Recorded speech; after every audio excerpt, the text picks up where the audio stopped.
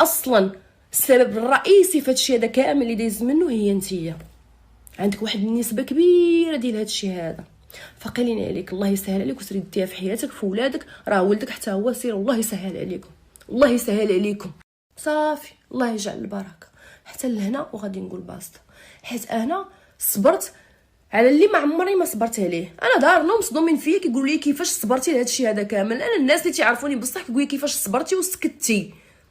فانا لا صابره وساكته راه ماشي معناتها انني انا خايفه منك او ما كنخافش، انا كنخاف من الله اللي خلقني. انا كنحترم، او اللي ما فارضش راسو عليه الاحترام فما غنحترموش. انت ما خليتينيش انني انا نحترمك هاد الساعه هادي، اوكي؟ فاعطيني اتساع، حيتاش الا انا غادي نوض غنهضر وغنبقى نتجابد انا وياك فراه انا غادي نحط كل شيء، غنحط كل شيء، واي حاجه غادي نحطها عندي الدليل عليها.